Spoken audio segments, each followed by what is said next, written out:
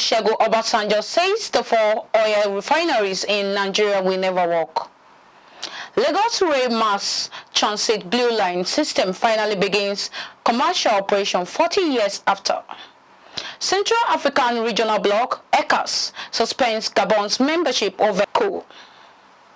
In sport, video assistant referees to be introduced in the Nigerian Professional Football League in the incoming 2023-2024 season.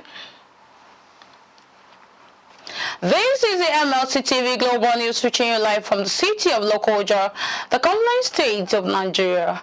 I am Joy Moses. Thanks for joining us.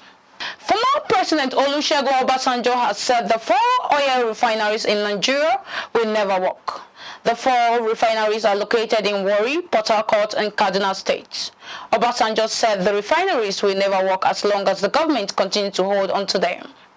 The former president, who stated that Shell Oil Development Company turned down his offer to them to run the refineries.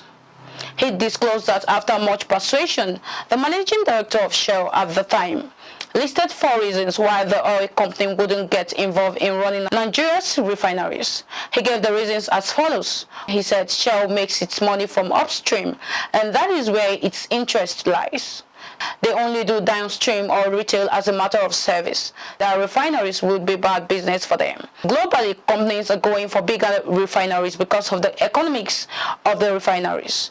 And there is too much corruption in refineries. Recall that President Bola Tinubu last month assured that the petroleum refinery in Port Harcourt will start working by December 2023. The National Working Committee of the All Progressive Congress over the weekend inaugurated its National Campaign Council to champion the successful outcome of the forthcoming KOGI state governorship election at the Government House, Lokoja, the state capital. The committee, headed by the Ogun State Governor Dapo Abiodun, has Lagos, Kwara, Niger, Benue and Nasarawa state governors as co-chairmen, while members of the National Assembly from the North Central geopolitical zone, elected on the platform of APC, are members. National chairman of the party, Abdullahi Omar Ganduje, while inaugurating the committee on Saturday, charged them to deliver on issue-based campaign. He appreciated the government and people of KOGI State for the warm reception and hospitality, and commended Governor Yahaya Bello for numerous achievements recorded during his tenure. Our reporter tells us more. I do inaugurate this important National Campaign Council for gubernatorial election in KOGI State. Thank you. The chairman of the National Campaign Council for the governorship election in KOGI, Governor Dapo Abiodun of Ogun State, assured party supporters of the determination of its national leaders to work in unity for the victory of candidate Usman Ahmed Ododo at the poll. There is no vacancy in Lugar House. We will definitely surpass the performance of the presidential and national assembly elections. Like our secretary had remarked, in any elections, there are winners and there are losers. Let us all join hands to work together in unity. This election is ours. Our campaign will be issue-based. Let us all go into the nooks and crannies, our polling units, our wards. Let me assure you, with the caliber of this campaign council, we will provide everything that you need, all the resources and the logistics. Victory is very certain. This will be the first test of our president, President Ahmed Bola Tinubu, and our very experienced former commissioner, former deputy governor, former governor, and now chairman of our great party, His Excellency Dr. Abdullahi Ganduje. God willing, it will mark the beginning of many successes under their watch. Governor Dapo said that with the result of the last general election, it was certain that the APC would beat any opposition party in the governorship poll. While commending the state governor Yahaya Bello for his resilience and hard working, Abiodun expressed satisfaction with the caliber of people nominated as members of the campaign council, describing the election as the first test for President Bola Tinubu and the national chairman of the APC, Abdullahi Ganduje. On behalf of the entire members of the KOGI National Gubernatorial Campaign Council, we accept our nomination and responsibility to serve and pledge that we will carry out this assignment to the best of our ability. KOGI is an APC state, and this was underscored by the results of the presidential and national assembly elections of this year. Of course, it is a testimony to the very hard work, resilience, doggedness of my brother, the White Lion, Your Excellency, Abuja.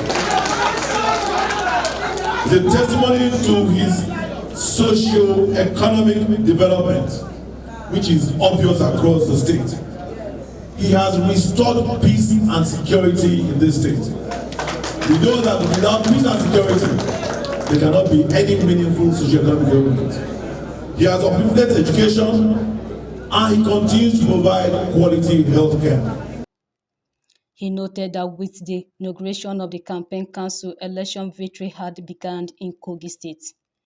The co-chairman of the campaign council and the governor of Lagos State, Babajide Sanwo-Olu, insists that KOGI was a no-go area for opposition parties in the November governorship election.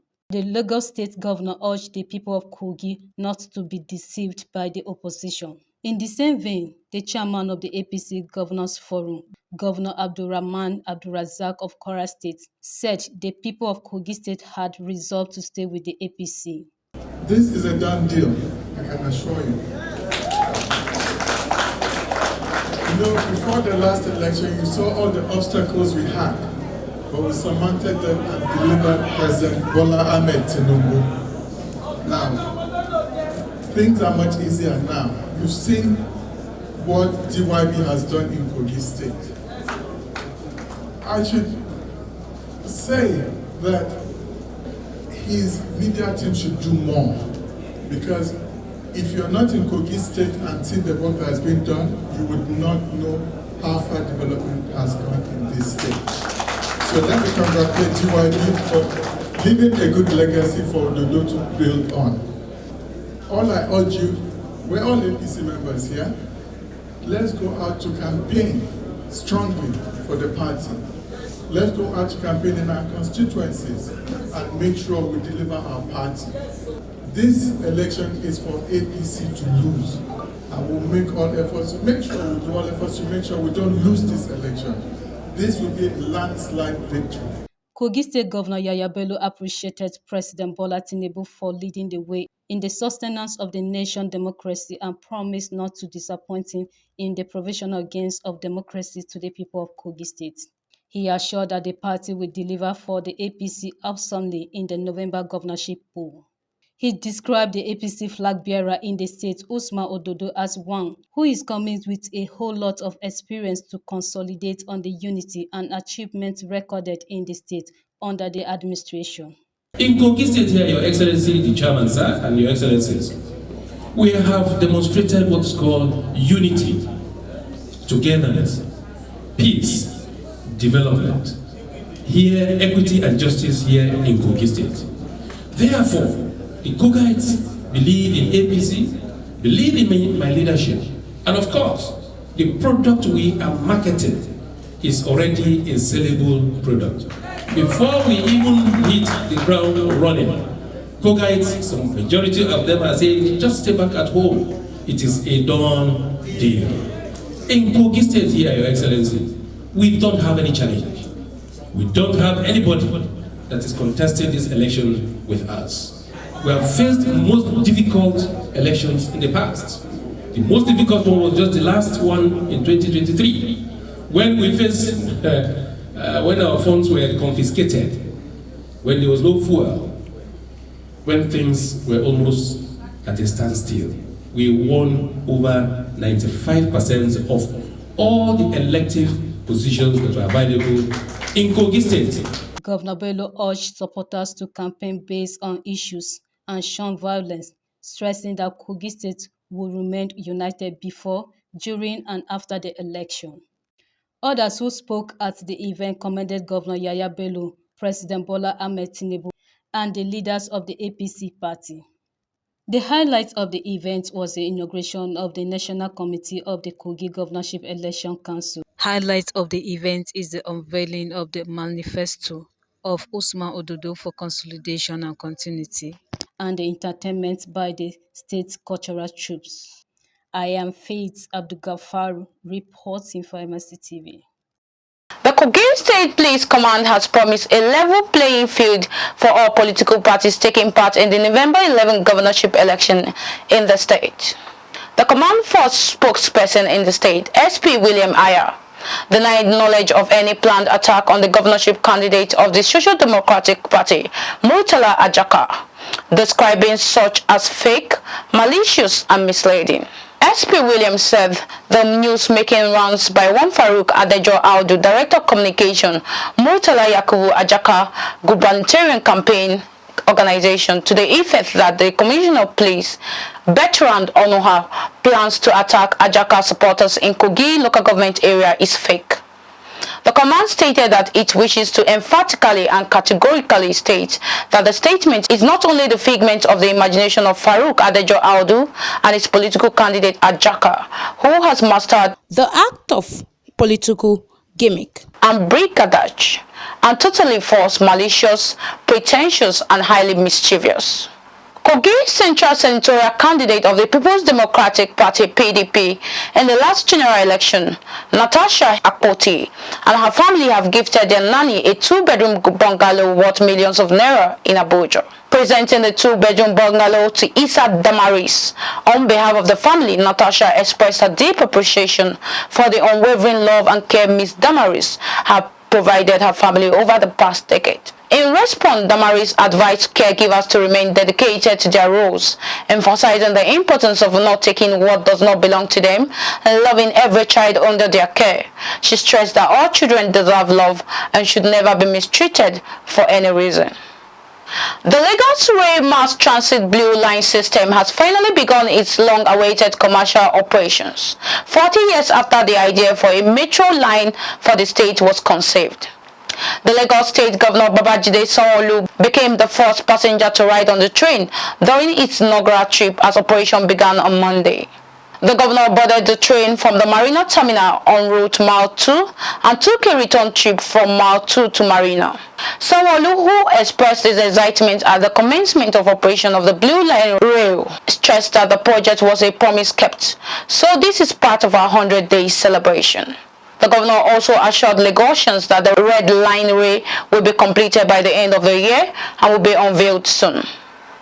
The Nigerian Labour Congress (NLC) has initiated a 2-day warning strike in response to the ongoing hardship in the country, which it attributes to the removal of the fuel subsidy. The strike comes after the NLC declined a meeting with the federal government regarding this situation. The Minister of Labour and Employment, Simeon Lalong, expressed concern that the strike will worsen the plight of ordinary Nigerians and called on the NLC to reconsider its actions. NLC threatened to escalate to a total and indefinite shutdown of the economy within 14 working days or 21 days following the warning strike if the government failed to address the hardship faced by the citizens. However, the federal government expressed its readiness to negotiate and address the issue raised by the labor unions. We go on a short break now. We'll be right back.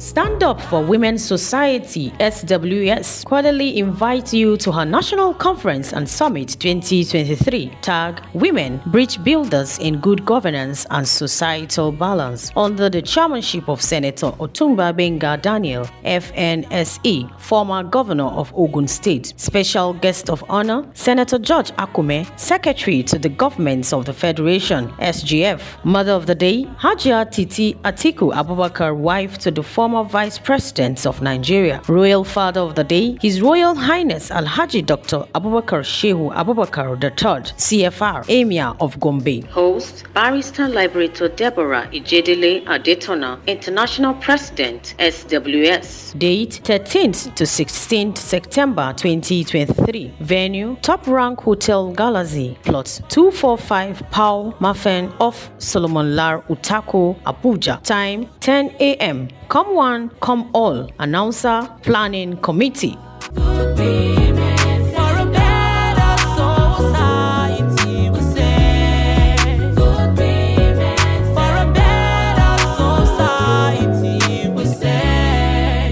Welcome back.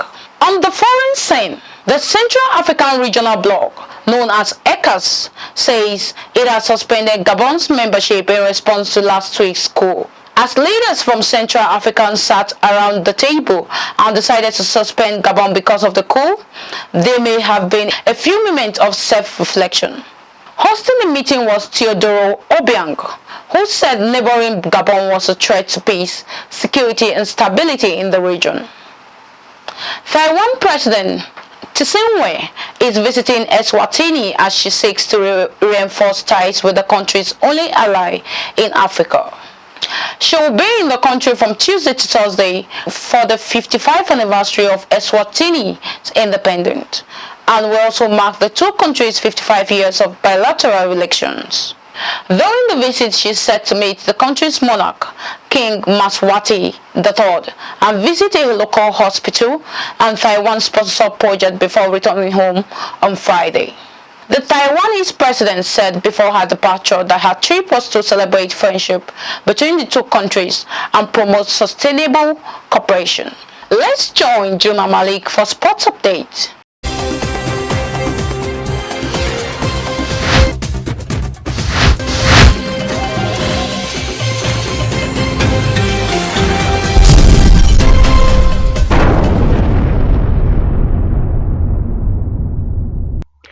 Hello and glad to have you on Sports Update on MLC TV Global News. A player for Panama's national football team has been shot dead in the city of Cologne. Gunmen opened fire on a group of people, among them 26-year-old Gilberto Hernandez, who had gathered in a building in the city. Hernandez died and 7 others were injured in the attack. It is not yet clear if the footballer, who also played for Club Atlético Independiente, was the target of the shooting or what the motive was. There has been a rise of murder in Cologne over the past month as two rival gangs fight for control of lucrative drug smuggling routes. So far, more than 50 people have been killed in Cologne, a city of 40,000 inhabitants so far this year. The port city on the north entrance to the Panama Canal is a transit point for cocaine smuggled from South America through Panama to Europe. The shooting happened on Sunday afternoon local time. Two gunmen forced a taxi driver to take them to a building in the city's Barrio North neighborhood and opened fire on the group gathered there.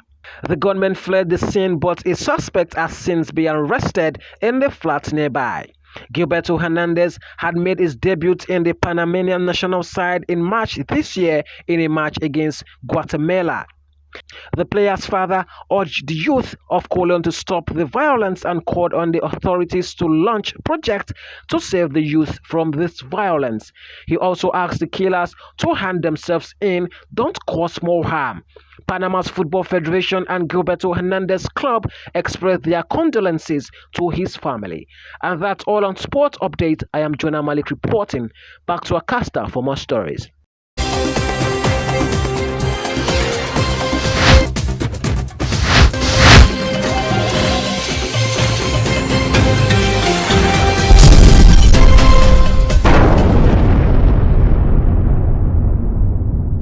Thank you, Jonah. Joy Dada has the latest in the world of entertainment.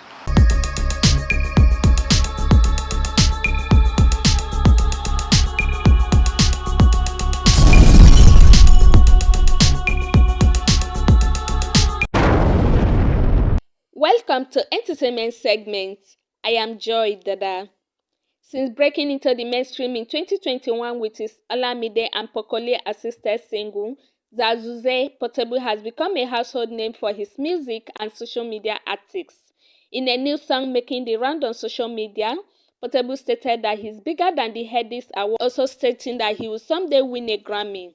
Recall that Portable and the Headies drama started after the artist was disqualified from the Rookie of the Year and the Street Hop Song of the Year categories at the 2022 Headies after he threatened fellow nominees.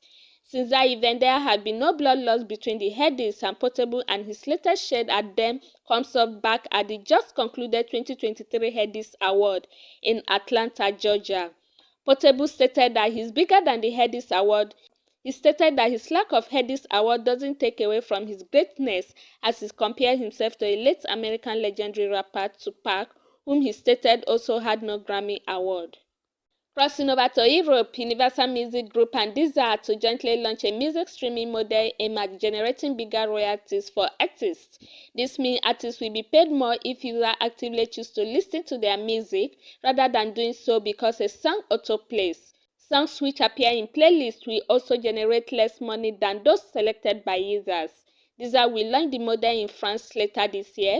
The move will have significant impact on the music industry, particularly if major streaming services such as Spotify or Apple Music adjust their own models.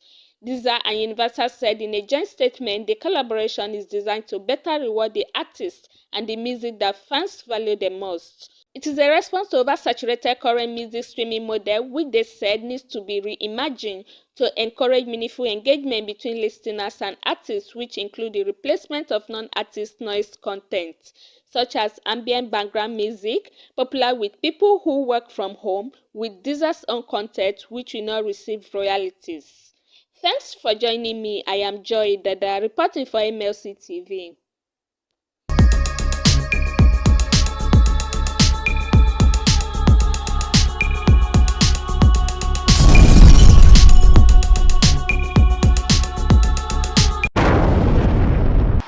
Thank you, Joy. And that is the size of our package. If you like what we're doing, do support us by subscribing to our YouTube channel, Malachi TV. Like and follow our Facebook pages, MLC TV, MLC TV2, MLC TV Yoruba, and Ibravabe MLC TV. Instagram MLC TV 2021, Twitter Malachi TV, and TikTok Malachite_TV. For your event coverage, appearance on any of our programs, contributions, comments, advert placements, or sponsorship, please call or send SMS to any of our numbers displayed on your screen. Join Malachi TV online on weekends to watch our various programs. Saturday 7 p.m. Political Arena, Sunday 6 p.m. Women's World, and Monday 9 a.m. The Opinion. It is Malachi TV, reaching everywhere, informing everyone. Please be your brother's keeper to build a happier and better society. Together, I am Joy Moses. See you tomorrow.